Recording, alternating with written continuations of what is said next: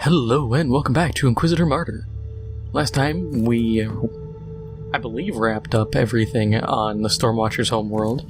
We defeated the Grandmaster of the Voidrippers and destroyed their base.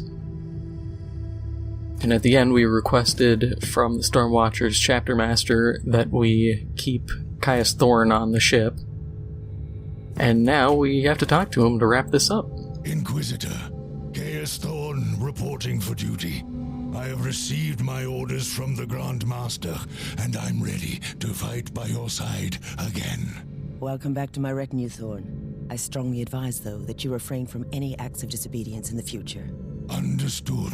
It was an error in my judgment. Indeed. But I am a space marine, not a soulless instrument of destruction. I was concerned about my brothers. Which could be an issue in light of the recent Voidripper affair. I won't deny that I am deeply troubled by what I have learned about my chapter, but it only fuels my dedication. So be it, Thorn. The Inquisition needs you. The Conclave has sent you a message, Inquisitor. We are satisfied with the results of this investigation, Inquisitor. You have successfully rectified the mishaps of the previous assignment on the outpost, and you have been relentless in your battle against the Voidrippers. I fear, though, that from now on we must reckon with a Voidripper presence in the sector. Still, you reminded those traitors that Imperial worlds are not bare fields of carnage, and they had better crawl back to whatever hellhole they found for themselves in the Immaterium. I suppose I need not remind you that the existence of the Stormwatchers and the location of their recruiting world is still highly classified information that you must keep safe at all costs. Good work, Inquisitor. The Emperor protects.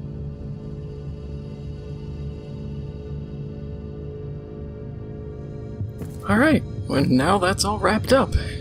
And finally we can begin the full DLC of Prophecy.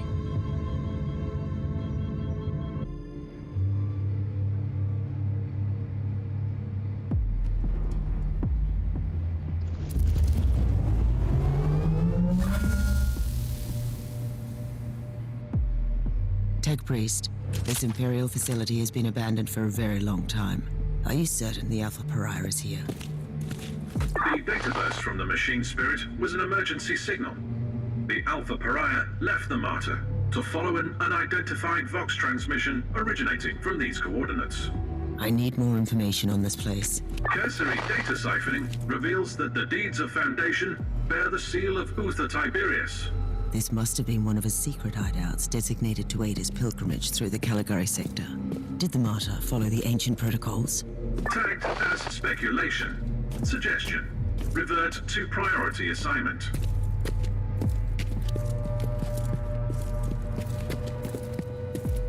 So we're finally on to Prophecy, after all the time going through the small DLCs. There are a few more I can do, but they effectively pan out to be just priority assignments. And they give you some stuff, but it's nothing... I would argue it's nothing important, and it's nothing of major lore. It's just, here, do this and you can get some armor or something.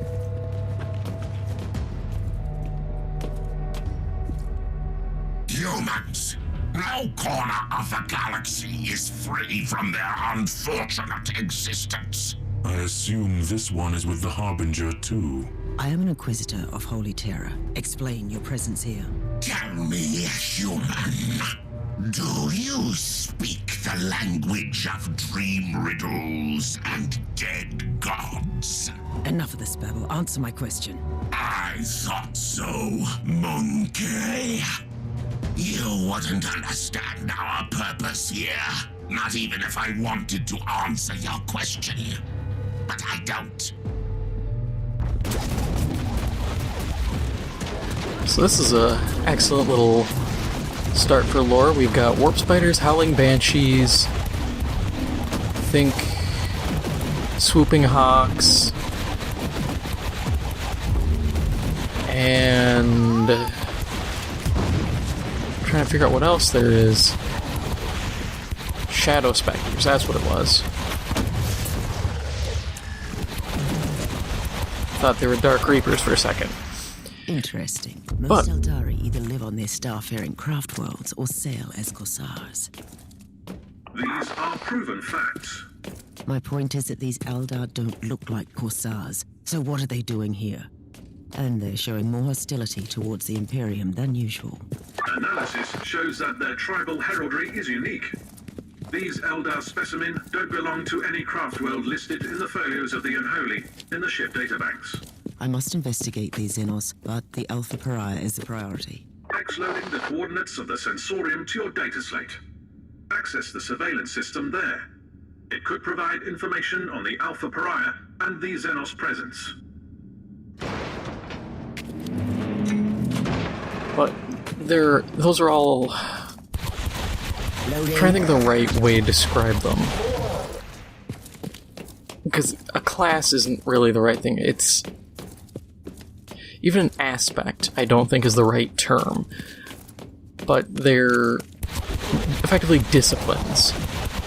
Howling Banshees are obviously melee, Warp Spiders, teleport. Dark Reapers are kind of like heavy weapons guys. There's, I think, Fire Dragons, Striking Scorpions, Swooping Hawks.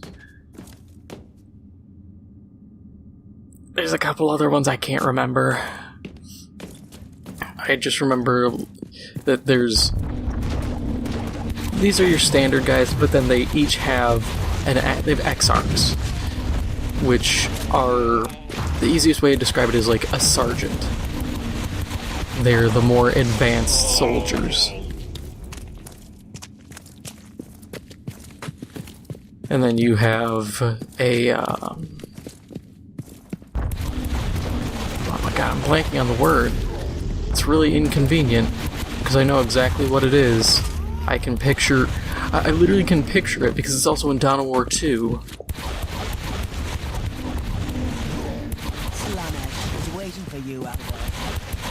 There are certain people who kind of embody multiple practices, effectively. You know, they're skilled warp spiders and other, like, howling banshees and whatnot. Supplementary notes on the Eldar suggest that some of them might carry memory crystals, used for information storage. That could be useful. I will examine the bodies. You were right, Tech Priest. How can I access the contents of this crystal? Secondary analytical coils activated. Converting and X-loading data to your data slate now.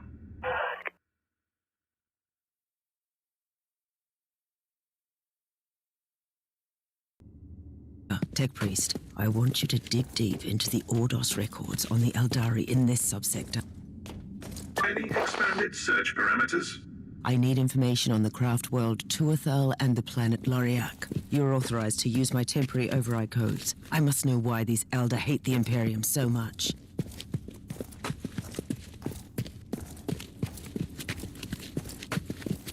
Man, now I'm really bothered that I can't remember it. Because it's not an Exarch, it's something. I'll either remember it or someone can remind everyone of it. I have been compiling information on the craft world from the memory crystal. A summary will suffice. Tuathal is a minor craft world, primarily roaming in the Caligari sector. This Eldari megastructure has been constantly succumbing to a significant chaos that is gradually turning its inhabitants. The Tuathal have been slowly abandoned to the infected craft world, relocating to the native worlds in the sector. This is what I have for now. Keep me updated.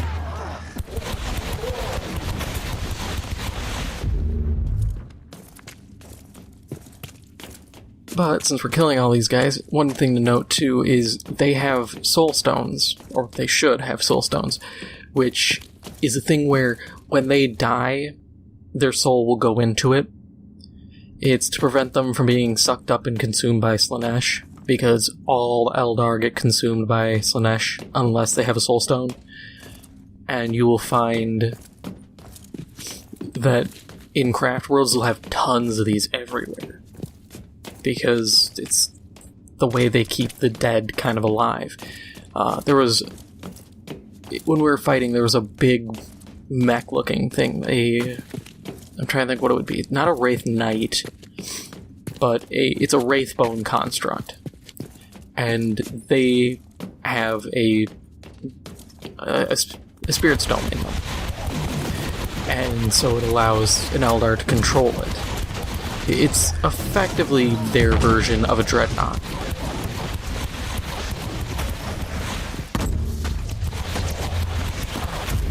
And then the Dark Eldar don't have the stones, which means they just all get the cosmic suck when they die. Unless, of course, like many of them, they cheat death. That's their shtick. Through pain, emotion, weird borderline necro-alchemy, they can cheat death and live almost forever. Unless they get shot in the face, then they're kinda screwed. Sometimes. I mean, there was that one guy who we killed 3 bodies of his. If you're low in society, you die in 1 bullet. That's the hard and fast rule. If you're rich, you live forever.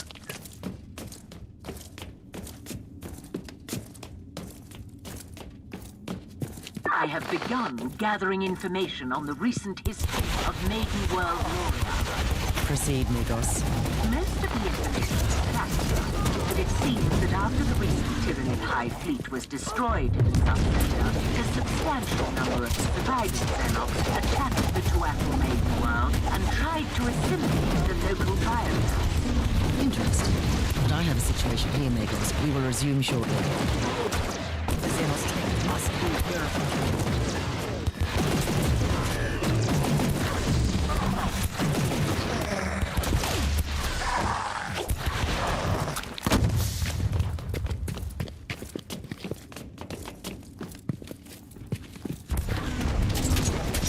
That's really inconvenient.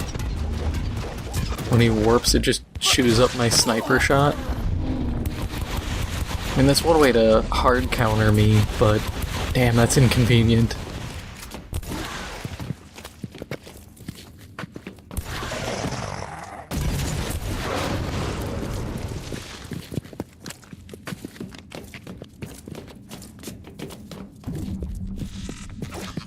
I'm trying to think what other pertinent information there is.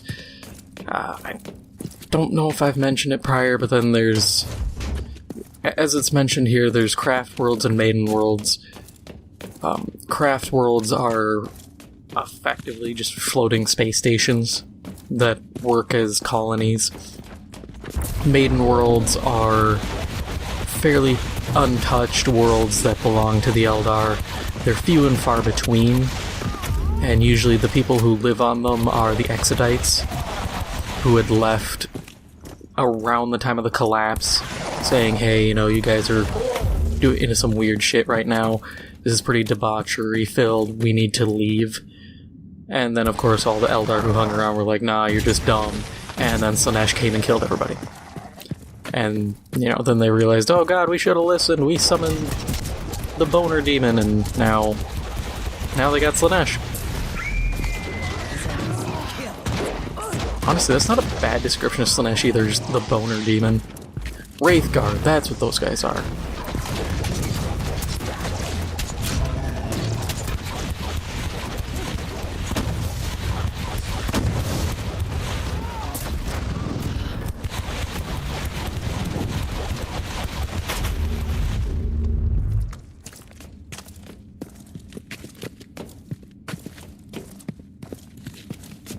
Target locked.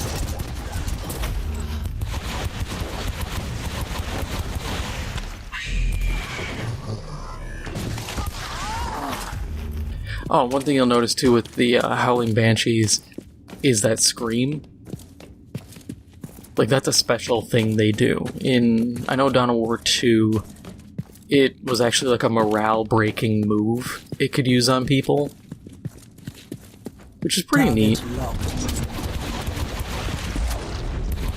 Considering the Eldar are super squishy and their only bonus is that they're agile, it makes sense that they would have something to demoralize enemies when they get close.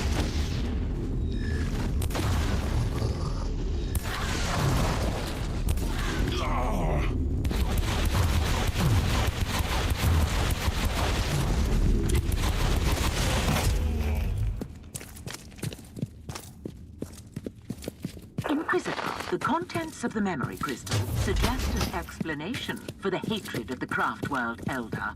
There is no acceptable explanation for turning against the Imperium. The Tuatha Eldar requested assistance from the Imperium when their maiden world succumbed to the Tyranid invasion, but Soul Forge World intercepted the message. The Adeptus Mechanicus decided to purge the Tyranid threat in their own jurisdiction and ordered a full-scale exterminatus on the Eldari world. Sometimes one can only shudder at the cold logic of Adeptus Mechanicus operations. Loriark has become a barren wasteland, devoid of all life. These Eldari on their dying half-world have lost their last hope of escape from their demise. They blame the Imperium.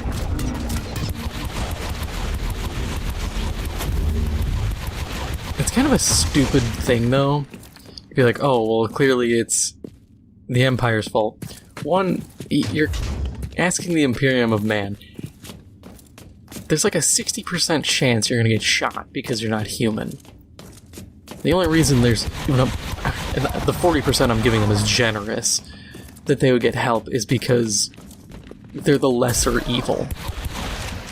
The Eldar just want to be left alone. You know, they had a vast, sprawling empire, now they're demoted to kind of being broke as hell.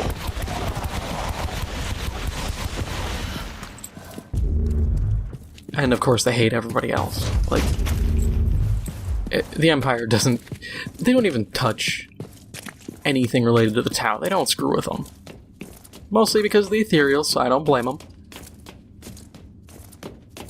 Yeah, honestly, I would say work with the Eldar. Tech Priest is skimming through the personal logs in the Tech Priest data hoard from the facility. Has he found out anything interesting so far? He highlighted a few curious details. After the excommunication of Uther Tiberius, the place was investigated thoroughly and used by the Inquisition. After a fatal Chaos incursion, it was abandoned on the order of the Caligari Conclave. Which means the Eldar didn't attack the station. No, they just took possession of the facility.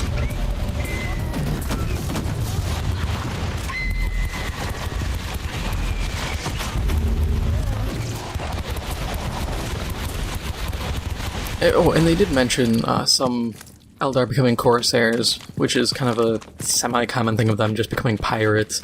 Why these guys didn't just go to a craft world, I don't know. The Harbinger is still in the human shrine. I need to return there immediately. The spirit stones of our brothers and sisters are empty husks. How is this even possible? The Harlequin warned us, and foolishly we ignored her words. I will deal with the Harbinger.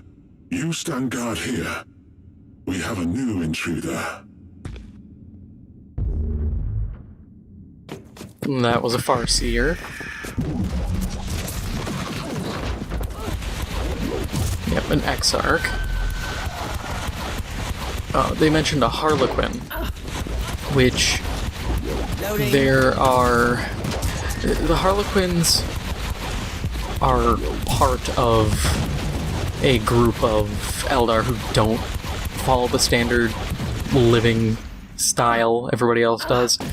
They're part traveling entertainers, part soothsayers. Access the terminal to open surveillance mode and restore power to the facility. They're very interesting. And they're generally welcomed by Craft World and the Maiden World, so Exodite, Eldar, because of there's religious connotations and religious ties, and then just them being kind of travelers that aren't terrible. The thing is, they'll work with anyone because they operate on a different level than standard Eldar. The Eldar will be like, hey, we need to protect this, craft world because it's ours. But then the Harlequins might just be like, yeah, no, this place needs to die. We're gonna work with whoever is burning this place down. Because in the grand scheme, this place needs to burn. And it makes them kind of wild cards because they're willing to get someone else to kill their own kind if it means a better future, potentially. They're interesting. I like them.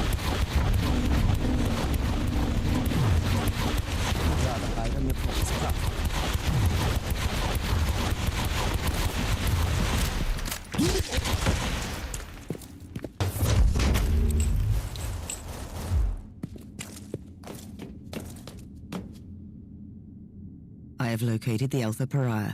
She is on shrine level Alpha 4. I need to return to the ship, then I will find her. Power has been restored on all levels. Good.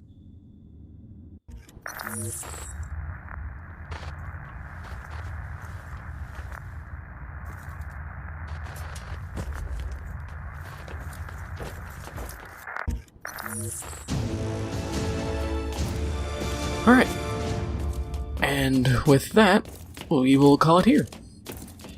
If you enjoyed this episode, make sure to hit the like button. It helps out the channel a lot. And if you haven't already, make sure to hit the subscribe button. Thank you for watching, and I'll see you in the next one.